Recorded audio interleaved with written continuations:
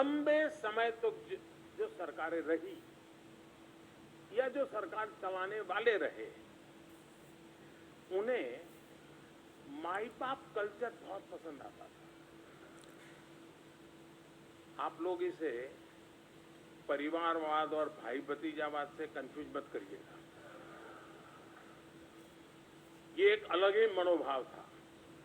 इसमें गवर्नमेंट अपने ही देश के सिटीजन्स के बीच मास्टर जैसा व्यवहार करती थी।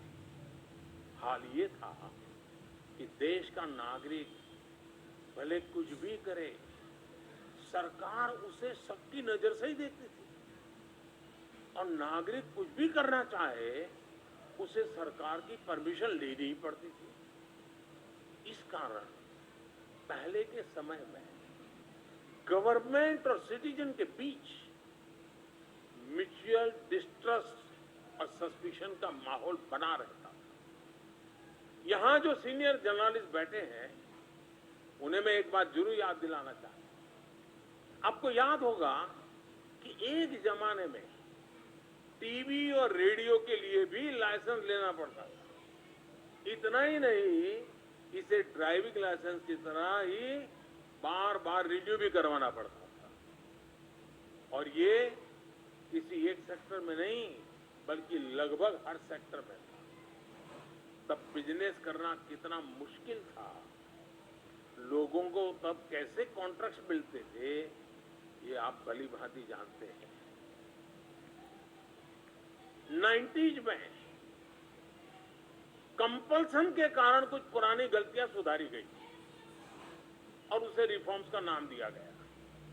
लेकिन ये माई बाप वाली पुरानी मेंटालिटी पूरी तरह से गई नहीं। 2014 के बाद हमने इस गवर्नमेंट फर्स्ट मेंटालिटी को पीपल फर्स्ट अप्रोच की तरफ रीइमेजिन किया। हमने नागरिकों पर ट्रस्ट के प्रिंसिपल पर काम किया। सेल्फ एसेस्टेशन हो या फिर लोअर रैंक जॉब्स के इंटरव्यू हमने खत्म कर दिए। मेरिट के आधार पर कंप्यूटर तय करता है, उसको जॉब मिल जाती है। छोटे छोटे इकोनॉमिक ऑफेंस को डीक्रिमिनलाइज करना हो या फिर जन विश्वास बिल हो, कोलेटरल फ्री मुद्रा लोन्स हो या फिर एमएसएमईज के लिए सरकार खुद गारंटर बने, ऐसे हर प्रोग्राम, हर पॉलिसी में ट्रस्टिंग द पीपल ही हमारा मंत्र रहा है। अब टैक्स कलेक्शन का एग्जाम्पल भी हमारे सामने है। 2013-14 में देश का ग्रॉस टैक्स रेवेन्यू लगभग 11 लाख करोड़ रुपए था 2013-14 में, जबकि 23-24 में ये 33 लाख करोड़ रुपए से अधिक रहने का एस्टिमेट है। यानी 9 साल में ग्रॉस टैक्स रेवेन्यू में 3 गुना की वृद्धि हुई है। और ये तब हुआ है जब हमने टैक्स रेट घटाया है। समीर जी के सुझाव वाले तो मैं अभी छूना नहीं है, हमने तो घटाया है। इसके जवाब में